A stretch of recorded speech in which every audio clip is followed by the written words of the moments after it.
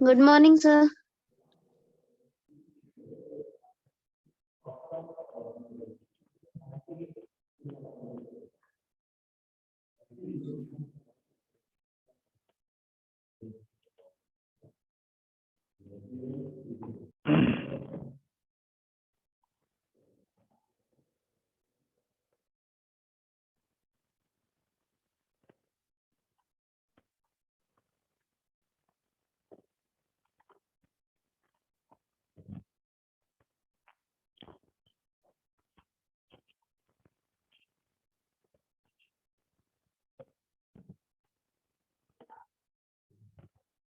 Hello, screen दिख रही है बच्चों आपको? Yes sir. Okay. Yes, sir. पिछली क्लास में हमने ये पैराग्राफ खत्म कर दिया था। इसके आगे का पैराग्राफ हमें यहाँ से शुरू करना है। तो पिछले पैराग्राफ में हमने पढ़ा था कि जिन पुरातात्विक तस्वीरों की, पुरातात्विक चीजों की लेखक चर्चा कर रहे थे, उनमें इसके बारे में कहते हैं कि ये टूटी फूटी सीढ़ियां जो मोहनजोदड़ो सभ्यता के मकान थे, उन मकानों की जो सीढ़ियां थी वो आपको कहीं और नहीं ले जाती, वे अब आकाश की तरफ अधूरी जाती हैं। लेकिन उन अधूरे पायदान पर खड़े होकर यह अनुभव किया जा सकता है कि आप दुनिया की छत पर हैं, वहां से आप इतिहास को नहीं उसके पार कर रहे हैं। हमने वो ऐतिहासिक चीजें बनाई, उन ऐतिहासिक चीजों के गवाह रहे हैं जो शायद इतिहास ही नहीं, इतिहास के परे हम उसको देखते हैं। सबसे ऊंचे चबूतरे पर बड़ा बौद्ध स्तूप है, मगर यह मोहनजोदड़ो की सभ्यता के बिखरने के बाद एक जीर्ण शीर्ण टीले पर बना। जो सबसे ऊंचा बौद्ध स्तूप है, ये मोहनजोदड़ो सभ्यता जब बिखरने लगी उसके बाद यह टीला बना। कोई 25 फुट ऊंचे चबूतरे पर 26 सदी पहले बने ईंटों के दम पर स्तूप का आकार दिया गया। स्तूप समझते हैं, एक गोलाकार कर्व, नीचे से पिलर और ऊपर कर्व, ऐसी आकृति। स्तूप ईंटों के सहारे, ईंटों के दम पर इसको स्तूप का आकार दिया गया। चबूतरे पर भिक्षुओं के कमरे भी हैं। 1922 में जब राखाल दास बनर्जी यहाँ आए, तब वे इसी स्तूप को खोजबीन करना चाहते थे। इसके इर्द गिर्द खुदाई शुरू करने के बाद उन्होंने इल्हाम हुआ, जानकारी हुई कि यहाँ ईसा पूर्व के निशान हैं। जब 1922 में वहां के खोजकर्ता राखाल दास बनर्जी ने वहां जब खोजबीन की, खुदाई शुरू करवाई, तो उनको एहसास हुआ कि यहाँ पर जो निशान हैं ये ईसा पूर्व के हैं। ईसा पूर्व मतलब जब ईस्वी सन की गिनती शुरू हुई उसके पहले के हैं, यानी आज से लगभग 2022 साल पहले तब के हैं। भारतीय पुरातात्विक सर्वेक्षण के महानिदेशक जॉन वॉर्सल के निर्देश पर खुदाई का व्यापक अभियान शुरू हुआ। धीमे धीमे यह खोज विशेषज्ञों को सिंधु घाटी सभ्यता के देरी पर ले आई। उसके बाद जो भारतीय पुरातात्विक सर्वेक्षण अभियान था, उस अभियान के जो महानिदेशक थे जॉन वॉर्सल, उनके आदेश पर यहाँ पर व्यापक खुदाई का काम शुरू हुआ। जो उसके बाद एक नई सभ्यता, सिंधु घाटी सभ्यता की देरी पर हम पहुंच गए कि सिंधु घाटी सभ्यता भी कभी थी। इस खोज ने भारत को मिस्र और मेसोपोटामिया की प्राचीन सभ्यताओं के समकक्ष ला खड़ा कर दिया। दुनिया की प्राचीन सभ्यता होने के भारत के दावे का पुरातात्विक वैज्ञानिक आधार मिल गया था।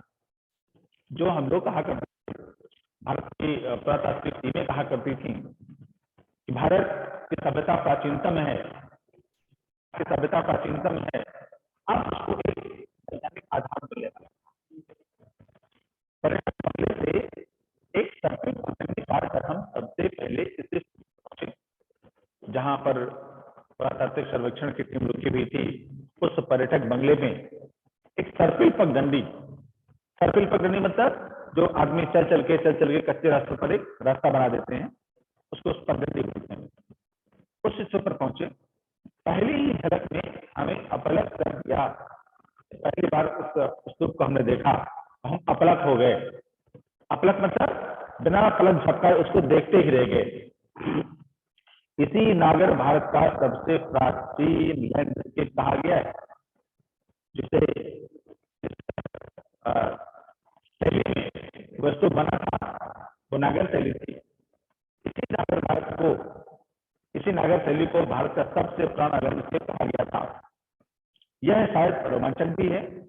आकाश बदला है, धरती पर कितने सभ्यताएं, इतिहास और कहानियां बदल गई।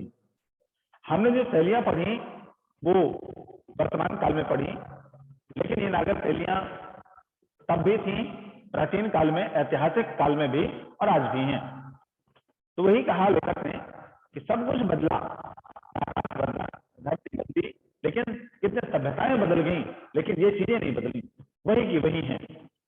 इस ठहरे हुए दृश्य में हजारों साल से लेकर पल भर पहले तक की घटनाएं बसी हुई हैं। इसे देखकर सुना जा सकता है, भले ही किसी जगह के बारे में हम कितना पढ़ सुन रखा हो, तस्वीर या चित्र देखे हों, देखना आंखों से देखना है, बाकी सब आंख का झपकना है। जैसे यात्रा अपने पांव चलना है, बाकी सब तो। हमने इतिहास में बहुत सारी चीजें पढ़ी, लेकिन पढ़ना तो केवल पढ़ना होता है, तस्वीर देखना केवल आंख से देखना है। तस्वीर देखी हुई हमने, कितने लोगों ने ताजमहल रियल में देखा होगा, कुतुब मीनार, लाल किला रियल में देखा होगा, और बहुत लोगों ने अभी केवल फोटोज में देखा होगा, पढ़ा सुन रखा हुआ। जो हमने पढ़ा, जो हमने सुना, उसकी तस्वीर हमारे मन में अलग बनती है। लेकिन अपनी आंखों से देखना है, बाकी सब आंखों का झपकना है। वो आंखें एक बार झपकाई, देखी और थोड़ा बहुत अनुभूति हुई, नहीं तो नहीं हुई। लेकिन जब हम अपनी आंखों से किसी चीज को देख लेते हैं तो वही तो देखना है। लेखक ने कहा जैसे यात्रा क्या होती है, अपने पांव चलना, बाकी तो सब कदम ताल है। हम कितना दौड़ते हैं, दिन भर में हम 10 किलोमीटर पैदल चल लेते हैं, लेकिन यात्रा के नाम पर, चलने के नाम पर वो तो हम कदम ताल करते हैं। लेकिन यात्रा के नाम पर चलते हैं, 5 किलोमीटर की परिक्रमा अगर हम लगा लेते हैं तो हमें एक तात्विक अनुभूति होती है। बाकी दिन भर में 20 किलोमीटर चलने कोई फर्क नहीं पड़ता। संतुष्टि क्या मिलती है? संतुष्टि कहां मिलती है? वो चलना है। मौसम जाड़े का था और दोपहर की धूप बहुत कड़ी थी। जैसे आज का मौसम देखिए, मौसम जाड़े का है, धूप कड़क है। सारे आलम को जैसे एक फीके रंग में रंगने की कोशिश करती हुई यह इलाका राजस्थान से बहुत मिलता जुलता है। जहां पर वह इलाका राजस्थान से काफी मिलता जुलता है। गर्मी पड़ेगी तो बहुत तेज, ठंडी पड़ेगी तो बहुत तेज, दोनों चीजें अपने चरम पर होती हैं। रेत के टीले नहीं है, खेतों का हरापन है यहाँ, मगर बाकी वही खुला आकाश, सुना परिवेश, धूल, बबूल और ज्यादा ठंड, ज्यादा गर्मी, मगर यहाँ की धूप का मिजाज जुदा है। राजस्थान की धूप पारदर्शी है, सिंध की धूप चौंधियाती है। तस्वीर उतारते वक्त आप कैमरे में जरूरी पुर्जे न घुमाएं तो ऐसा जान पड़ेगा जैसे दृश्यों के रंग उड़े हुए हों। जो आज की टेक्नोलॉजीज आई कैमरे में, कुछ कलाकारियों को करना पड़ता है। पिक्चर रियल में अगर हम खींचेंगे जैसा कैमरा खींचना चाहता है, तो शायद हम उस स्थान की बात कर रहा है लेखक जहां पर वो खड़ा हुआ है, कह रहा है कि अगर वहां कुछ कैमरे को जरूर पुर्जे अगर हम ना घुमाएं तो जैसे ऐसे फोटो खींचेंगे रंगीन चीजों की जैसे वो ब्लैक एंड व्हाइट हो। क्यों? इतनी तेज धूप है, चमकदार धूप, वहां की धूप चौंधियाती है, जो आंखों को लगती है, ऐसी धूप है। इस पर से एक फायदा हुआ हमको, हमें हर दृश्य पर नजर दोबारा फिरानी पड़ती है। भाई जब आंखें चुंधियाएंगी, आंखों में कुछ साफ दिखाई नहीं पड़ेगा, तो एक बार हमको समझ आएगा नहीं, दोबारा नजर फिराएंगे, दोबारा देखेंगे, तो वो चीजें आंखों में और गहराई से भरती हैं, ज्यादा अच्छे से फैल जाती हैं। इस तरह बार बार निहारें तो दृश्य जहन में ऐसे ठहरते हैं मानो तस्वीर देखकर उनकी याद ताजा करने की कभी जरूरत ही ना पड़े। कुछ चीजें ऐसी होती हैं, कुछ दृश्य ऐसे होते हैं जिनको हम बहुत अच्छे तरीके से देखना चाहते हैं, समझना चाहते हैं, लेकिन वो जहन में उतरती ही नहीं है। लेकिन वहां का दृश्य ऐसा है, बार बार उन धूप के कारण, उन प्रकाश के कारण बार बार हमें उन चीजों को देखना पड़ता है, और उस देखने का फायदा कि हमको दोबारा से उन चीजों को देख करके अपने जहन में उतारने की जरूरत नहीं पड़ती है। तो 2 बार 3 बार देखने से वो चीजें अपने आप हमारे हृदय पर वो जहन में उतर जाती हैं, घर कर जाती हैं। स्तूपवाला चबूतरा मोहनजोदड़ो के सबसे खास हिस्से के एक सिरे पर स्थित है। इस हिस्से को पुरातत्व के विद्वान गढ़ कहते हैं।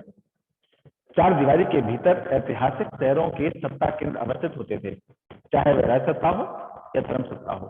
बाकी शहर गढ़ से दूर बसे होते थे। क्या यह रास्ता भी दुनिया की वो मोहनजोदड़ो ने दिखाया था? एक खास बात थी, स्तूपवाला चबूतरा मोहनजोदड़ो के सबसे खास हिस्से के एक सिरे पर स्थित है। मोहनजोदड़ो का एक सिरा है, एक स्पेशल भाग है, उस विशेष भाग में वो स्तूप स्थित है। इस हिस्से को पुरातत्व के विद्वान गढ़ कहते हैं। जहां पर स्तूप स्थित है उसको लोग, जो विद्वान थे, उसको गढ़ कहते थे। गढ़ का उद्देश्य था 4 दीवारी के भीतर ऐतिहासिक शहरों के सत्ता केंद्र अवस्थित होते थे। जो सत्ता केंद्र होते थे, इसमें जो समय का राजा था, शासक था, उस समय का आवास, और राजसत्ता हो या धर्म सत्ता हो, वह शहर से दूर, अलग और सुरक्षित गढ़ के अंदर, 4 दीवारी के अंदर सत्ता केंद्र अवस्थित होते थे। 4 दीवारों के भीतर, चाहे वो राजसत्ता हो या धर्म सत्ता हो।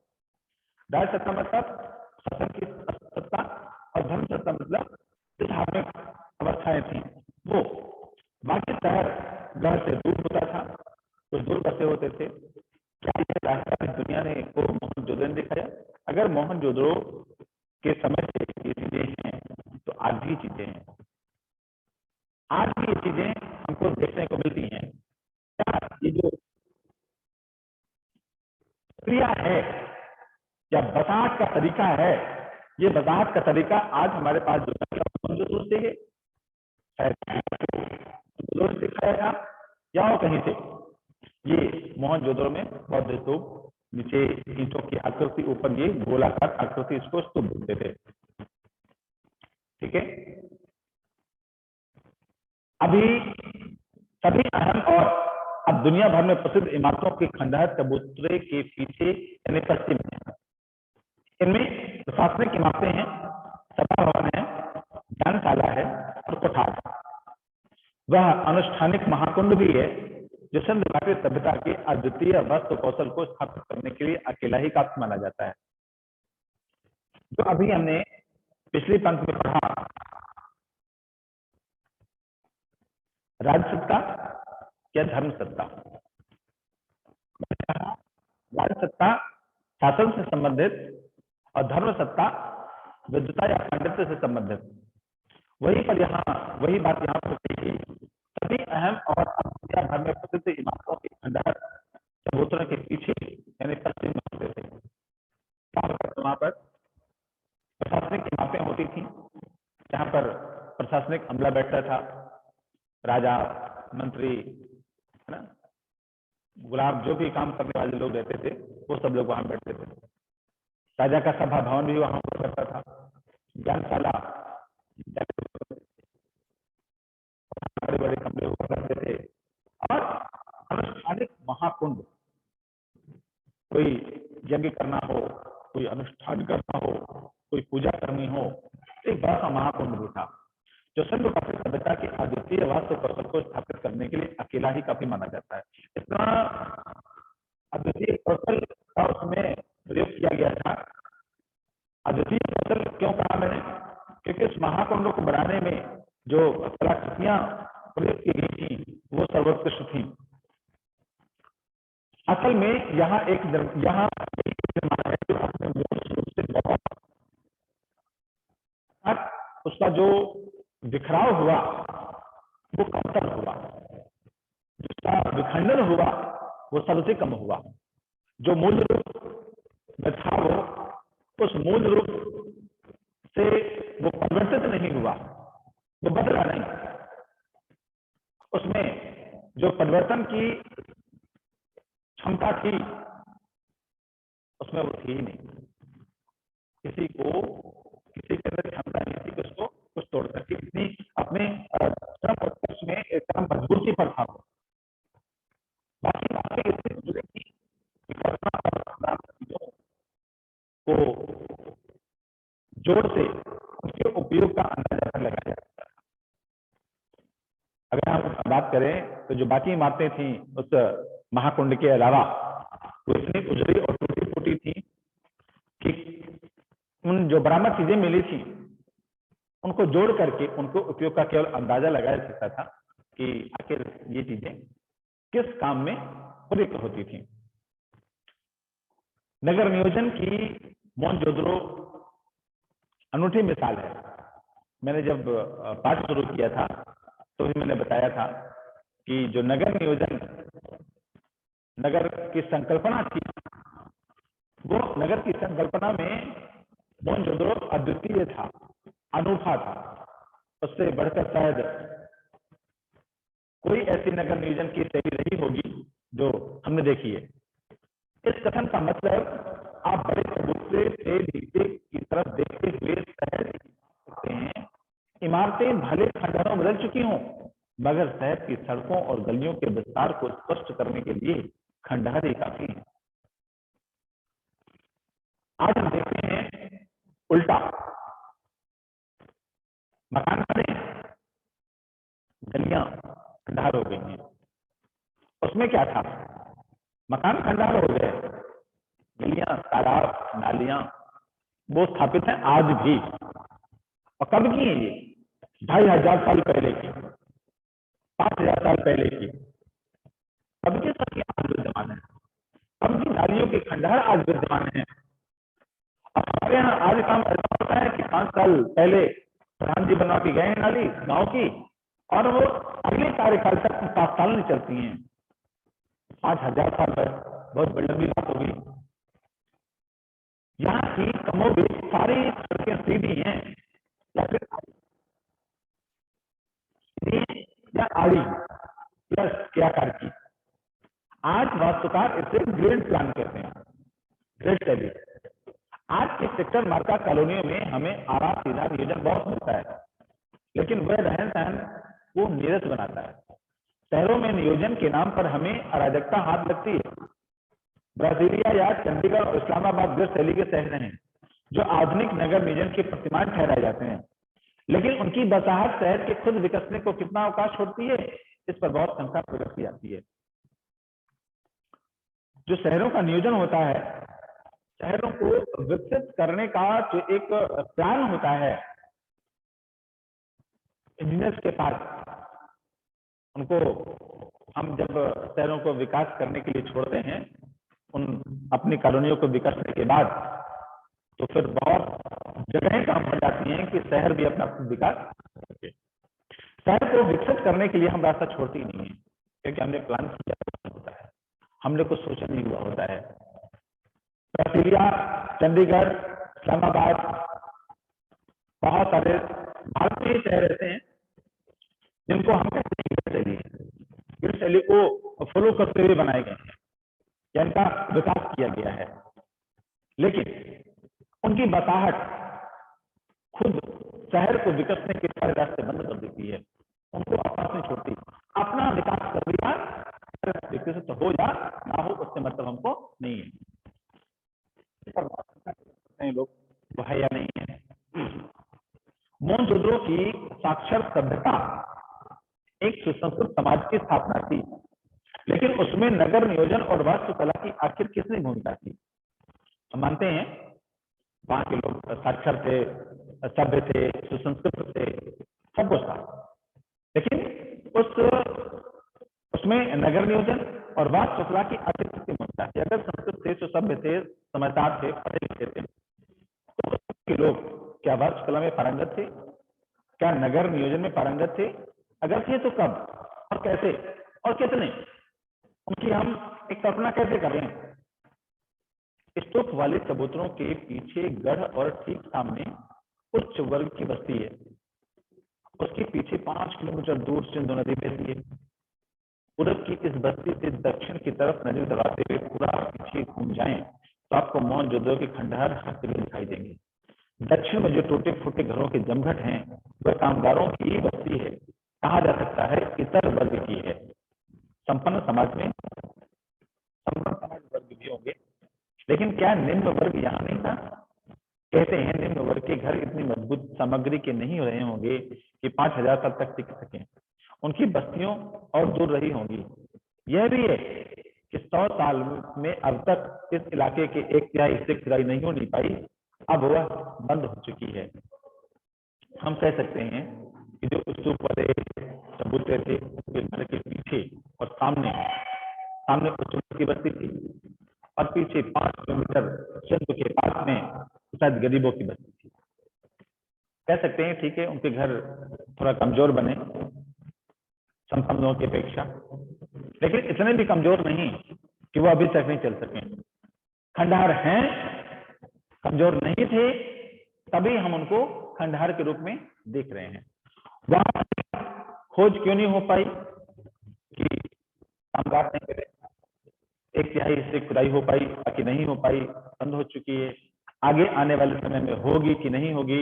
अगर होगी तो वहां का भी कुछ हस्तक्षेप होगा, वहां के पर्दे खुलेंगे, कुछ वहां की जानकारियां मिलेंगी, पता चलेगा।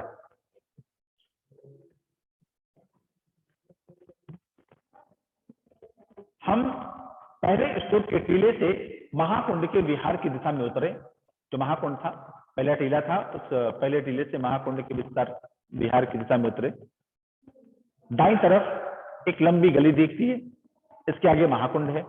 पता नहीं सायास है या संयोग के धरोहर के प्रबंधकों ने उस गली का नाम दय मार्ग डिविनिटी स्ट्रीट रखा है। माना जाता है कि उस सभ्यता के सामूहिक स्नान किसी अनुष्ठान का अंग हुआ करता था। अब सामूहिक स्नान हम नहीं जानते क्या होता है। सामूहिक स्नान हम जानते हैं, कोई बच्चा जानता है सामूहिक स्नान कोई अनुष्ठान कुंभ होता है? कुंभ? Yes sir. कुंभ क्या होता है? सामूहिक स्नान, सभी वर्गों के, सभी जातियों के, सभी धर्मों के लोग जाते हैं। कभी उज्जैन में, कभी प्रयागराज में, है ना, कभी उत्तराखंड में, कहीं ना कहीं ऐसे जो महाकुंभ आयोजित किए जाते हैं, महाकुंभों में जो सामूहिक स्नान होता है एक विशेष पर्व पर, उसी प्रकार इन स्थानों में बहुत बड़े बड़े महाकुंड बनाए गए थे मोहनजोदड़ो में भी। उन महाकुंडों में पूरे गांव, पूरे बस्ती के लोग एकत्रित होकर के किसी विशेष पर्व पर सामूहिक स्नान करते थे। कोई अनुष्ठान होता था। कुंड करीब 40 फुट लंबा और 25 फुट चौड़ा था। 40 और 25, गहराई 7 फुट, गहराई 7 फुट से लगभग आदमी डूबे भी नहीं और डूबे तो बचाया जा सके उसको। कुंड में उत्तर और दक्षिण से सीढ़ियां आती। इसके 3 तरफ साधुओं के कक्ष बने हुए थे। उत्तर में 2 पात में 8 स्नानाघर। इनमें किसी का द्वार दूसरे के सामने नहीं खुलता था। शुद्ध वास्तुकला का यह एक स्पेशल नमूना है। हर एक साधुओं के कमरे बने थे सीढ़ियों के नीचे उतरने पर, और उन कमरों में 2 पात में 8 स्नानाघर हैं, 2 पंक्ति में 4-4, लेकिन किसी भी स्नान घर का दरवाजा एक दूसरे दरवाजे के सामने नहीं खुलता। इस कुंड में खास बात यह है कि पूरी पक्की ईंटों का जमाव है। कुंड का पानी रिस ना सके और बाहर का अशुद्ध पानी कुंड में निकले ना। बाहर का पानी कुंड में ना आए और कुंड का पानी बाहर ना जाए, ऐसी कुछ व्यवस्था बनाई गई थी। इसके लिए कुंड के तल में और दीवारों पर ईंटों के बीच चूने और चिरौड़ी के गारे का इस्तेमाल हुआ था। चूने और चिरौड़ी के गारे का इस्तेमाल हुआ ताकि उसके अंदर पानी ना बाहर का अंदर आए ना अंदर का बाहर जाए। 5 की दीवारों के साथ दूसरी दीवार खड़ी की गई जिसमें सफेद डामर का प्रयोग किया गया। कुंड के पानी के बंदोबस्त के लिए एक तरफ कुआं, दोहरे घेरे वाला यह अकेला कुआं है। इसे भी कुंड के पवित्र या अनुष्ठानिक होने का प्रमाण माना गया। कुंड से पानी को बाहर बहाने के लिए नालियां हैं। इनकी खासियत यह है कि ये भी पक्की ईंटों से बनी है और ईंटों से ढकी हुई है। पूरी व्यवस्था, नगर शैली, कैसा नगर नियोजन, आज से लगभग 5000 साल पहले की टेक्नोलॉजी, उनकी विचारधारा, उनकी सोच, शायद हम इतना आगे बढ़ करके, इतना आगे पहुंच करके 21वीं सदी में पहुंच करके भी 2000, 2500, 1500 ईसा पूर्व पहले के लोगों को आज हम छू भी नहीं पा रहे। तो ऐसी संस्कृतियों को, ऐसी चीजों को अगर हमने अपने समाज से, अपने बीच से हटाया है तो उनको दोबारा से रिकॉल करने की जरूरत है, समाज में स्थापित करने की जरूरत है। इसी बात को लेकर के पूरे पाठ को लिखा गया। आगे का हिस्सा, अगला पार्ट हम जो अन्य प्रबंधन हैं उनके, उन प्रबंधों को हम अगली क्लास में पढ़ेंगे। ओके, ठीक है बच्चों? Yes sir.